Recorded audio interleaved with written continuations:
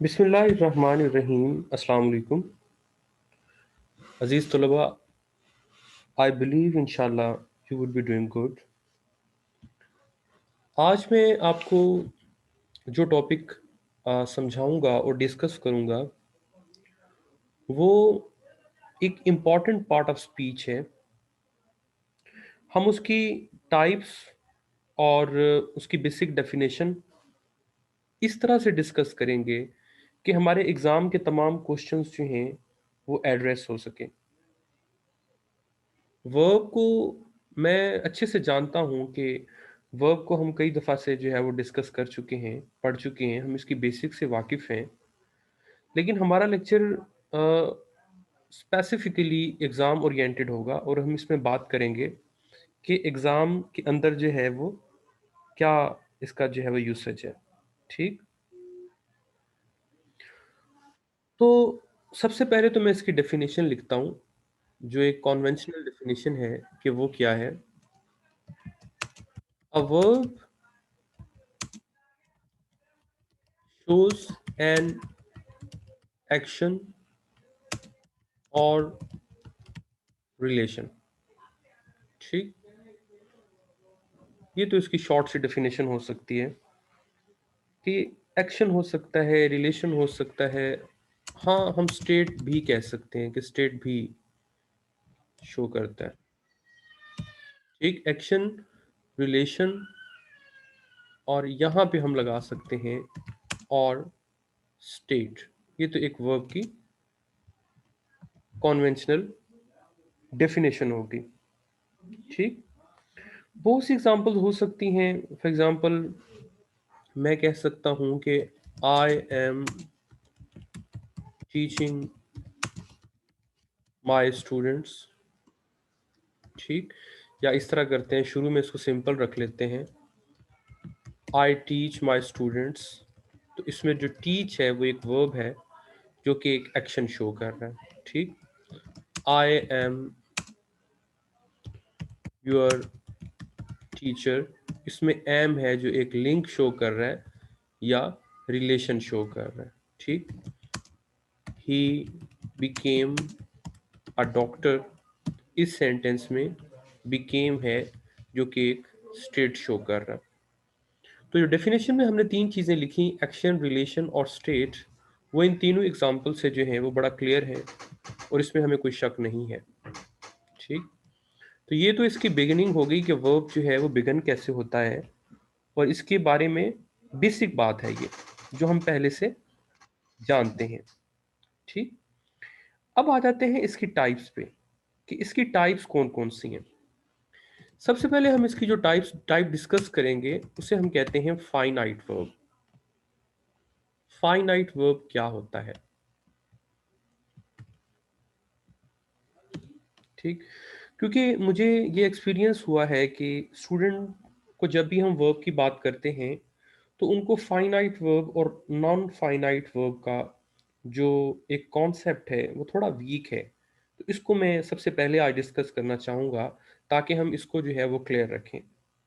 ठीक, देखिए finite verb जो होता है ना, हम कह सकते हैं कि it is an actual verb which is called the root of a sentence। ठीक, ये इसकी बेसिक है। अच्छा, ये तो पहला पॉइंट हो गया। दूसरा point, all verbs are finite except verbals. Verbals कौन से होते हैं? Gerund, infinitive, participle. अब आपके जो एग्ज़ाम के मसाइल हैं ना, जो आपके एग्ज़ाम के मसले हैं, आप यकीन कीजिए कि वो तमाम के तमाम मसले जो हैं वो आपके ये जो दूसरा पॉइंट मैंने लिखा है इससे सॉल्व हो सकते हैं। ठीक, क्योंकि मैंने जब आपको ये स्ट्रेट फॉरवर्ड एक एब्सोल्यूट स्टेटमेंट दे दी कि जैरन, इन्फिनिटिव, पार्टिसिपल के अलावा तमाम वर्ब फाइनाइट होते हैं, तो दैट मीन कि एवरी वर्ब इज फाइनाइट। हम जितनी भी टाइप्स पढ़ते हैं वर्ब की, वो सारी की सारी फाइनाइट वर्ब होती हैं। तो हम यूं भी कह सकते हैं कि फाइनाइट वर्ब एक बहुत ग्रैंड टर्म है जो अपने अंदर तमाम वर्ब्स को समोए हुए है। बेशक वो एक्शन वर्ब हो, लेक्सिकल हो, स्टेटिव हो, ऑक्सिलरी हो, मॉडल वर्ब हो, परसेप्शन के वर्ब्स हो, कॉजेटिव वर्ब्स हो, what's not and what's not, तमाम वर्ब्स जो हैं वो इसमें आ जाते हैं फाइनाइट वर्ब में, without any discrimination except three. What are those three? gerund, infinitive and participle। ये बात जो है ये बहुत इंपॉर्टेंट है आपके एग्जाम के लिए, राइट? अच्छा, इसकी एग्जांपल कोई भी एग्जांपल आप ले सकते हैं। देखिए, मैं कहता हूं he plays cricket for Pakistan. तो इसमें जो प्लेज है वो फाइनाइट वर्ब है, क्योंकि हमने तो काम ही बड़ा आसान कर दिया ना। हाँ, एक चीज आपने याद रखनी है, अगर हम कुछ इस तरह का सेंटेंस लिखें, फॉर एग्जांपल मैं लिखूं I am teaching the English language, suppose करते हैं। तो इसमें अब चूंकि अगर ये टीचिंग है, सिर्फ ये टीचिंग है, तो हमें पता है कि ये टीचिंग पार्टिसिपल है। हम पीछे पढ़ के आए हैं पार्टिसिपल, जैरन, इन्फिनेटिव। मेरा एक कॉम्प्रिहेंसिव लेक्चर है इसके ऊपर, जिसमें मैंने कहा था कि what is the difference between gerund and participle. So ये पार्टिसिपल है। अब अगर मैं कलेक्टिवली इसको ऐसे अंडरलाइन कर दूं और मैं आपसे पूछूं कि बताइए कि ये फाइनाइट है या नॉन फाइनाइट है, तो my dear it is definitely finite verb. आपने सिर्फ इसको नहीं कंसीडर करना, आपने साथ इसको भी कंसीडर करना है, क्योंकि ये दोनों अंडरलाइंड है। तो अगर ये दोनों अंडरलाइंड हों तो ये वर्ब जो है वो फाइनाइट वर्ब होगा। ये एक कंफ्यूजन वाला हिस्सा था जो मैंने आपको अलग से इसलिए बता दिया कि इसको आपने बिल्कुल अपने माइंड में क्लियर रखना है, ठीक? अच्छा, दूसरे नंबर पर अगर कोई वर्ब आ जाए, जैसे नॉन फाइनाइट वर्ब है जो इसकी दूसरी टाइप होगी। देखिए, मैं कह सकता हूं कि they are not the actual verb, rather they function like a noun, adjective और adverb। देखिए ना, जब मैंने जैरन कहा, जैरन आपको पता है नाउन के तौर पर एक्ट कर सकता है।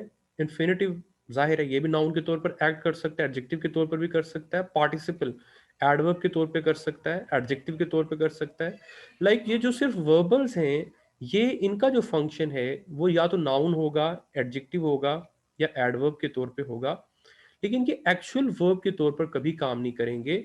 बात कर रहे हैं हम नॉन फाइनाइट वर्ब्स की, ठीक? तो नॉन फाइनाइट वर्ब का जो सेक्शन है वो बड़ा ही लिमिटेड है, बहुत लिमिटेड है, राइट? तो दूसरा पॉइंट मैं लिख सकता हूं कि ऑल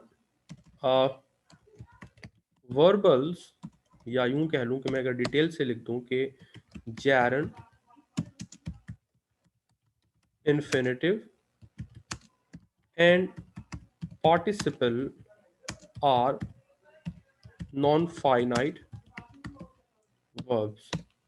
गेटिंग माय पॉइंट? तो ये नॉन फाइनाइट और फाइनाइट वर्ब जो हैं उसकी बात क्लियर हो गई हमारे माइंड में, ठीक? अच्छा, जैसे मैं लिखता हूं playing cricket is my passion. तो इसमें अगर प्लेइंग आपके पास अंडरलाइंड है तो ये प्लेइंग जो है वो नॉन फाइनाइट वर्ब है। क्यों? क्योंकि वर्बल में से एक वर्बल है ये, जो कि जैरेंट है, ठीक? इसी तरह अगर मैं लिखता हूं वॉकिंग इज गुड हैबिट, तो इसमें जो वर्ब वॉकिंग है वो आपका नॉन फाइनाइट वर्ब है, ठीक? तो ये हमारे दोनों जो हैं वो क्लियर हो गए कि फाइनाइट वर्ब और नॉन फाइनाइट वर्ब जो है वो क्या होता है, ठीक? अब आ जाते हैं एक्शन वर्ब्स के ऊपर। जो जो तीसरी टाइप है वर्ब की वो होती है एक्शन वर्ब।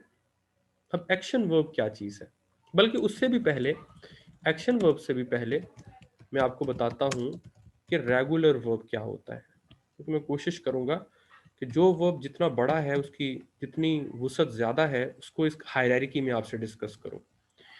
देखिए, रेगुलर वर्ब्स क्या होते हैं, they can be converted into their second and third form with a regular pattern। मतलब इनको आप क्या करते हैं कि एक रेगुलर पैटर्न के साथ सेकंड या थर्ड फॉर्म में चेंज कर सकते हैं। बड़ा ही आसान है। फॉर एग्जांपल हम लिखते हैं वॉक, तो हम क्या लिख सकते हैं उसको सेकंड फॉर्म में, वॉक्ड, ठीक। और फिर क्या लिख सकते हैं, वॉक्ड, ठीक। इसी तरह अगर आप वॉश लिखते हैं तो इसको आप क्या कर सकते हैं, वॉश्ड और वॉश। तो आप इसको एक ही पैटर्न से सेकंड और थर्ड फॉर्म में चेंज कर रहे हैं। या आप प्ले लिखते हैं तो आप इसको प्लेट कर देते हैं और फिर प्लेट कर देते हैं, ठीक। तो ये तो हो गया हमारे पास रेगुलर वर्ब। उसके बाद जो नेक्स्ट टाइप है इसकी ऑपोजिट, वो है इर्रेगुलर वर्ब की। तो इर्रेगुलर वर्ब आप समझ ही गए होंगे कि इर्रेगुलर वर्ब बेसिकली वो वर्ब्स हैं जिनको आप, मैं इसी डेफिनेशन को मैनिपुलेट करता हूं इर्रेगुलर वर्ब की इस डेफिनेशन को, they can not be converted into their plural, plural लिख रखा है मैंने, wait a minute, into their, या second and third form with regular pattern, ठीक। जैसे देखिए गो है, तो इसको हम गोड नहीं कर सकते, हमें वेंट करना पड़ेगा, गॉन करना पड़ेगा, ठीक। मतलब उसका एक पैटर्न बिल्कुल जो है वो अलग है। इसी तरह अगर हम टेक करते हैं तो टुक और टेकन, तो ये आ गया हमारे पास रेगुलर और इर्रेगुलर वर्ब जो हैं उनका कॉन्सेप्ट, ठीक। उसके बाद जो नेक्स्ट टाइप हमारे पास है उसको हम कह सकते हैं, बल्कि यूं करता हूं मैं, उसके बाद एक और टाइप है वो भी काफ़ी वसी है, उसको हम कहते हैं लेक्सिकल वर्ब। ये भी एग्ज़ाम में टर्म देखी गई है, इसको भी आप जहन में रखें और समझें कि एक लेक्सिकल वर्ब जो है वो क्या होता है, ठीक। देखिए लेक्सिकल वर्ब जो है ना, वो एक ऐसा वर्ब है, ये एक ओपन क्लास है, राइट। मतलब ओपन क्लास कैसे है, इसके अंदर तमाम वर्ब्स आ जाते हैं सिवाय ऑक्सिलरी वर्ब्स के, ठीक। मैं लिख सकता हूं, it includes all the verbs except helping verbs. यानी सिर्फ हम हेल्पिंग वर्ब्स को लेक्सिकल वर्ब नहीं कह सकते, उसके अलावा जितने भी वर्ब्स हैं उन तमाम वर्ब्स को हम हेल्पिंग वर्ब, लेक्सिकल वर्ब कह सकते हैं। फॉर एग्जांपल कौन कौन से हो सकते हैं, मैं कहता हूं जी, एक्शन वर्ब हो सकते हैं, मॉडल वर्ब हो सकते हैं, ठीक, स्टेटिव वर्ब हो सकते हैं। ये सारे के सारे जो है, मतलब जितने भी वर्ब्स हैं सवाई लिंकिंग हेल्पिंग वर्ब के, वो सारे के सारे जो हैं वो इस कैटेगरी में आ जाएंगे, ठीक, स्टेटिव वर्ब्स। तो ये हमारे पास एक कॉन्सेप्ट था लेक्सिकल वर्ब्स का। ये भी एक बड़ी टर्म थी, तो मुझे लगा ये मुझे आपसे पहले ही डिस्कस कर लेनी चाहिए, ठीक। अब आहिस्ता आहिस्ता हम अपने आप को नैरो डाउन करते जाएंगे और प्रिसाइज होते जाएंगे और टाइप्स को एक खास जो है वो आ, एक फ्रेमवर्क में, फ्रेम में ले आएंगे। नेक्स्ट टाइप जो हमारे पास है वो है ट्रांजिटिव वर्ब। ट्रांजिटिव वर्ब जो है वो क्या होता है, देखिए बल्कि ट्रांजिटिव वर्ब से भी पहले एक और टाइप है एक्शन वर्ब की। एक्शन वर्ब क्या होते हैं, एक्शन वर्ब जो है ना, ये एक टिपिकल वर्ब होता है। मैं कह सकता हूं it is a typical verb. Typical का मतलब ये है कि वर्ब का नाम सुनकर जो फौरन आपके माइंड में चीज आएगी वो एक्शन वर्ब होता है, क्योंकि हमारे सब जो हैं, हम सब के जहन में एक ही बात होती है कि वर्ब जो है वो एक्शन शो करता है, ठीक, तो हम कह सकते हैं it's a typical verb which shows an action, right. For example मैं अगर लिखता हूँ आई एम टाइपिंग, तो मैं एक एक्शन परफॉर्म कर रहा हूँ, जिसकी वजह से ये जो टाइपिंग है ये आपका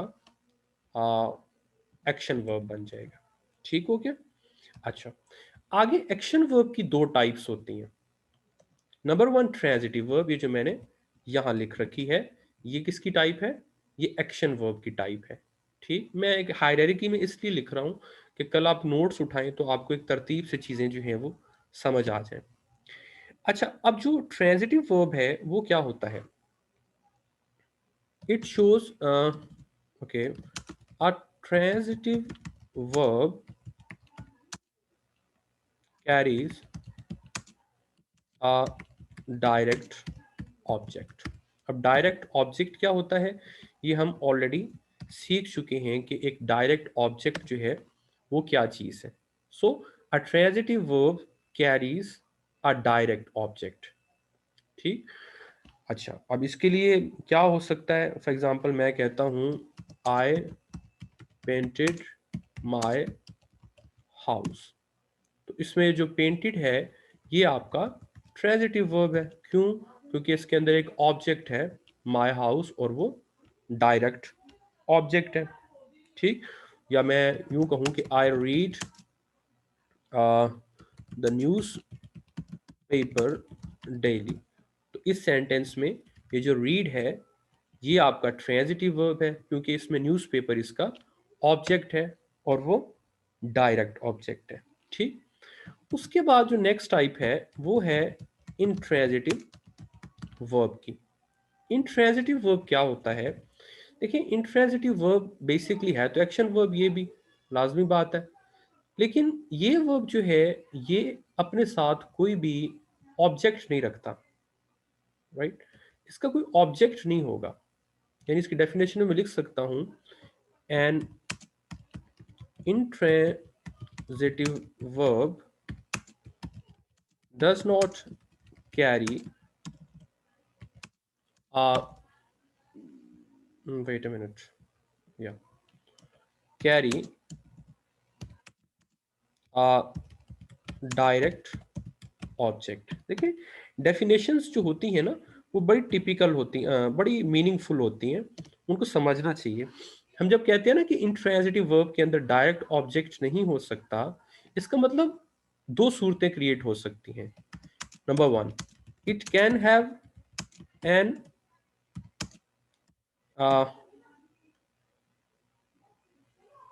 okay, an object of preposition, number one, right? It can have no object, यानी intransitive verb के लिए ये दोनों सूरतें ही एग्जिस्ट कर सकती हैं जो मैंने आपके सामने लिख रखी हैं, कि या तो इसका ऑब्जेक्ट होगा ही नहीं, अगर होगा तो वो कौन सा होगा? वो ऑब्जेक्ट ऑफ डायरेक्ट ऑब्जेक्ट नहीं हो सकता, क्योंकि डायरेक्ट ऑब्जेक्ट जो है उसके लिए हमने शर्त रखी है कि वो कहाँ पे हो सकता है?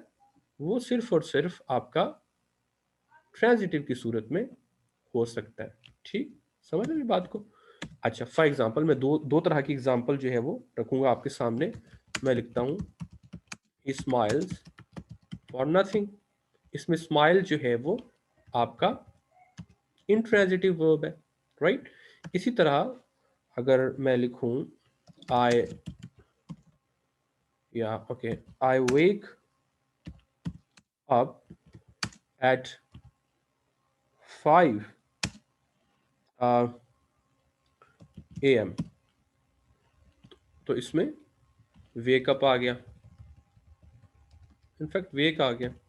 अच्छा, उसके बाद लेकिन अगर मैं ये लिखूं ही लॉफ्ट एट माई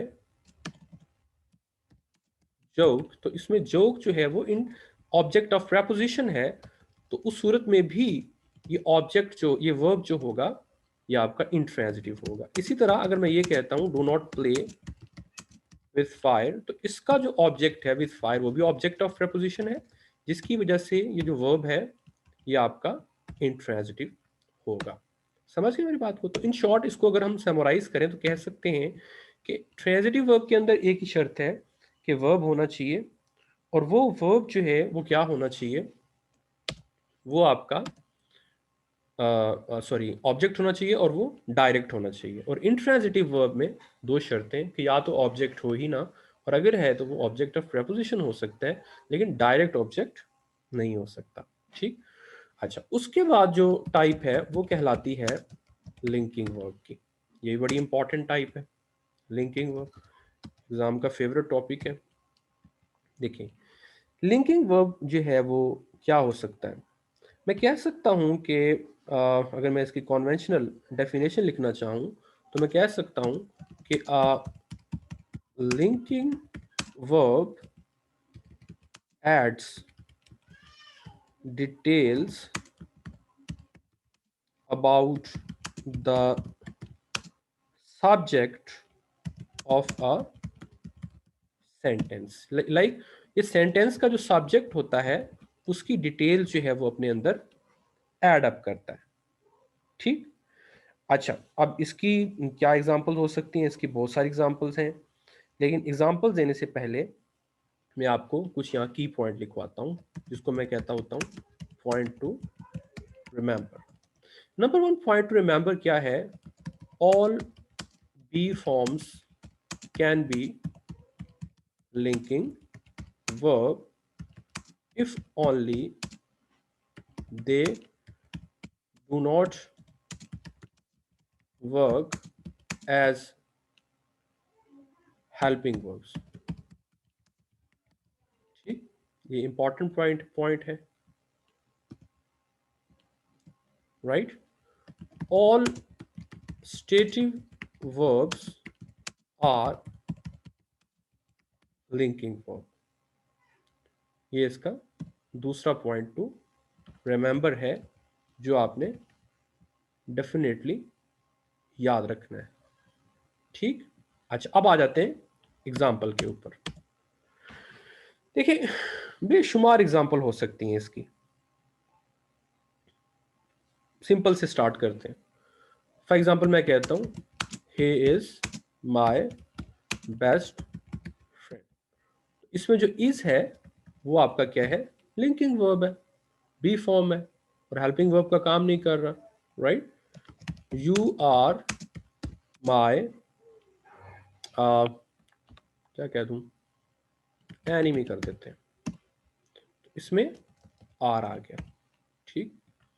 अच्छा, उसके बाद मैं कर देता हूं स्टेटिव वर्ब, साथ ही मैं आपको एक्सप्लेन कर देता हूं क्योंकि इसका ताल्लुक बन रहा है पीछे वाले वर्ब, उस लिंकिंग वर्ब के साथ, तो ये भी क्लियर हो जाएगा। ठीक। It shows the state of subject. State show करता है सब्जेक्ट की, राइट।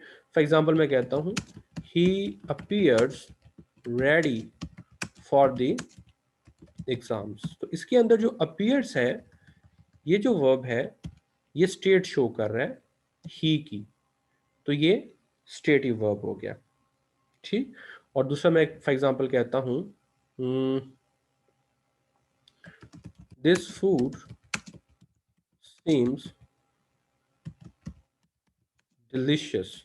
तो इसमें जो सीम्स है ये आपका स्टेटिव वर्ब हो गया। अब यहां पे कुछ मजीद पॉइंट टू रिमेंबर है, ये पॉइंट टू रिमेंबर जो होते हैं निचोड़ होते हैं, ये लिखना और समझाना और आपको बताना जरूरी होते हैं। Number one point to remember क्या है, all stative verbs are linking verbs।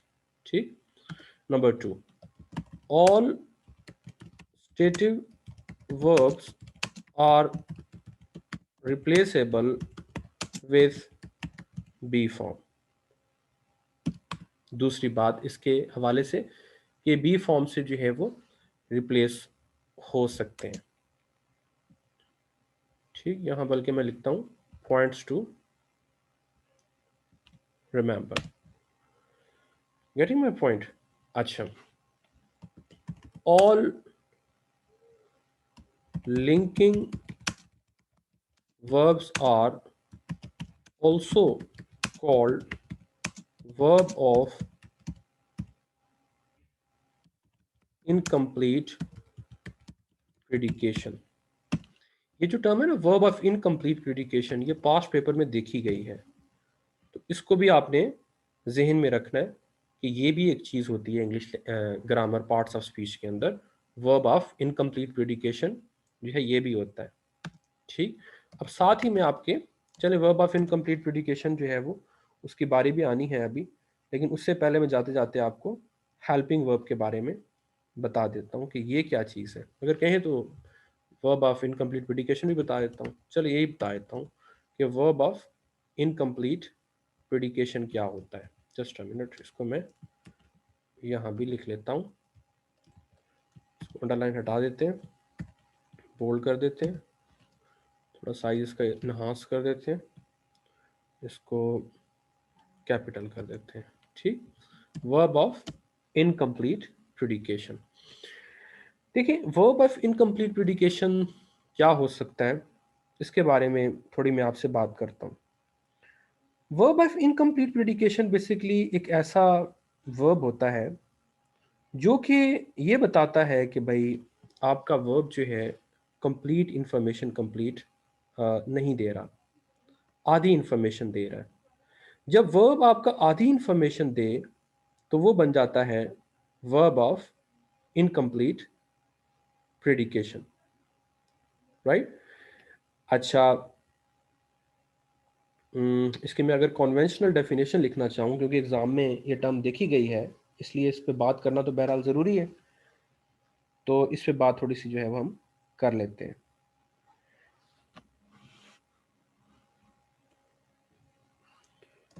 Verbs which require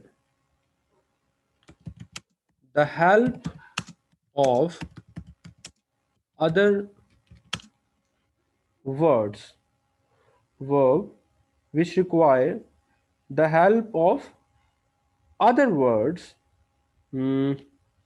to complete the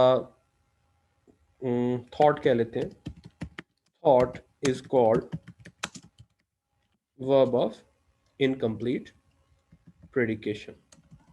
ठीक, ये इसकी डेफिनेशन हो गई। जो एक मतलब अब इस पे सोचने की बात ये है कि इसमें कई कई तरह के वो आ सकते हैं। फॉर एग्जांपल मैं कहता हूँ द बॉय इज सिक, ठीक, ये भी हो सकता है। या मैं कहूँ ही लुक्स एक्साइटेड, ठीक। इवन हम एक्शन वर्ब्स, ये तो सारे मैं लिंकिंग लिख रहा हूँ ना, इवन एक्शन वर्ब जो हैं वो भी जो ट्रांजिटिव वर्ब्स हैं वो हो सकते हैं। लाइक पॉइंट टू रिमेंबर लिखिए, point to remember all transitive verbs can also be verbs of incomplete predication। अच्छा, अब आप कहेंगे वो क्यों? क्योंकि देखिए वो भी तो वर्ब के बगैर इंफॉर्मेशन नहीं आपको दे सकेंगे, इजंट इट। मतलब वो भी तो आपको अगर पूरी कंप्लीट इंफॉर्मेशन देना चाहते हैं तो आप उनको क्या करना पड़ेगा, उनको जो है वो एक कंप्लीट मीनिंग देना। अब ऑब्जेक्ट चाहिए होगा, कोई भी ट्रांजिटिव वर्ब जो है वो आप सोच लीजिए। फॉर एग्जांपल मैं कहता हूँ आई रीड, ओके आई को छोड़ें, ही करते हैं, he, okay, he ate the hamburger, खिलवाते हैं उसको, उसने हैमबर्गर खाया है। अब ये जो एट है यहाँ पर इस सेंटेंस के अंदर ये वर्ब ऑफ इनकम्प्लीट प्रेडिकेशन भी है, क्योंकि इसको कंप्लीट करने के लिए आपको बहरहाल यहाँ पर कुछ ना कुछ वर्ड्स जो हैं वो दरकार हैं। ठीक, अब जहाँ तक एग्ज़ाम का ताल्लुक है, वर्ब ऑफ इनकम्प्लीट प्रेडिकेशन की टर्म जो एग्ज़ाम में आती है वो ज़्यादातर लिंकिंग वर्ब के साथ आती है, जिस तरह ये इज़ है और लुक्स है, इनको लेकर आती है। लेकिन आपके इल्म में जो है वो ये नीचे वाले भी होने चाहिए, ताकि कोई और सिचुएशन अगर आपको दरपेश हो तो आप उसको नॉलेज की बेस पर जो है वो हैंडल कर सकें। तो ये मैंने इसलिए जो है वो आप तक पहुंचा दिया है वर्ब ऑफ इनकम्प्लीट प्रेडिकेशन। तो आई डोंट थिंक कि इसमें कोई अभी आपको कंफ्यूजन होगी। ठीक। अच्छा, उसके अलावा जो नेक्स्ट टाइप है वो है जी ऑक्सिलरी की। ऑक्सिलरी जिसको हम हेल्पिंग वर्ब भी कहते हैं। ठीक। अच्छा, अब ये क्या होते हैं? ये मतलब जो है वो हेल्प करते हैं, दे हेल्प। मैं इसकी शॉर्ट तरीन डेफिनेशन लिखता हूँ, मेन वर्ब्स। ठीक। मेन वर्ब्स का जो है वो इनका काम है कि वो हेल्प करेंगे। ठीक। फॉर एग्जांपल मैं कहता हूँ my brother is going to America. अब इसमें ये जो इज है ये हेल्प कर रहा है किसकी? गोइंग की। ठीक। क्योंकि गोइंग जो है वो इसमें मेन वर्ब है। अच्छा, मैं कहता हूँ they are walking in the park. तो इसमें जो आर है वो हेल्पिंग वर्ब है जो वॉकिंग की हेल्प कर रहा है। ठीक। अच्छा, तो ये तो हो गए सारे के सारे हेल्पिंग वर्ब। अब लिखिए आप point to remember. Point to remember इससे रिलेटेड बड़ा ही इंपॉर्टेंट है, बल्कि एक दो लिखवाता हूं मैं आपको। ठीक। A helping verb always follows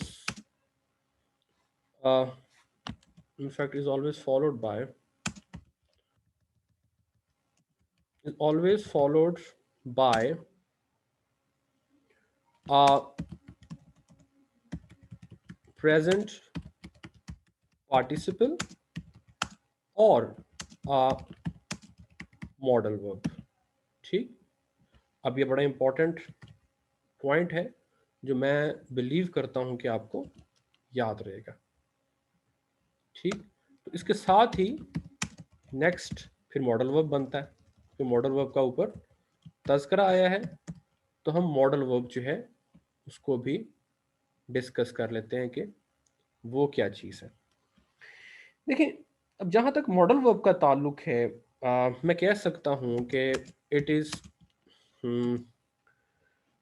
a kind of helping verb, जैसे कि मैंने ऊपर कहा। ठीक। It is a kind of helping verb because it assists it assists the main verb, जिसको मैं मॉडल वर्ब कह रहा हूँ। इनफैक्ट ये ना करिए, main verb to indicate what possibility हो सकती है ना, परमिशन हो सकती है, परमिशन हो सकती है और एबिलिटी हो सकती है। इस तरह की चीज़ें जो होती हैं, है ना, ऑब्लिगेशन हो सकते हैं। सारी बातें आप ऑलरेडी पढ़ चुके हैं, एटसेट्रा हम इस पे बात कर देते हैं। तो ये आपका क्या हो गया? मॉडल वर्ब हो गया। ठीक। अच्छा जी, उसके बाद इसके कुछ एग्जांपल ले लेते हैं ताकि हमारा ये भी क्लियर हो जाए।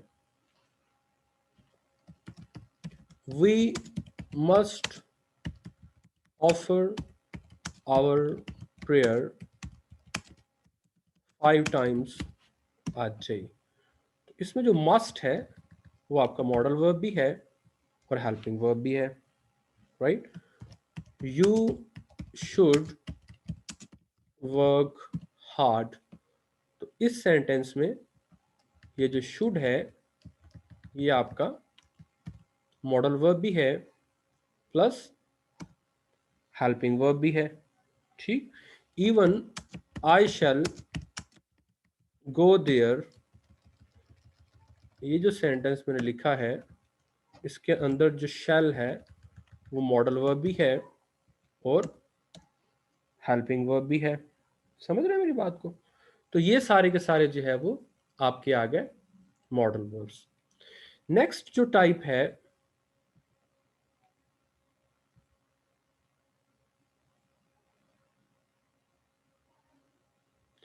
असल में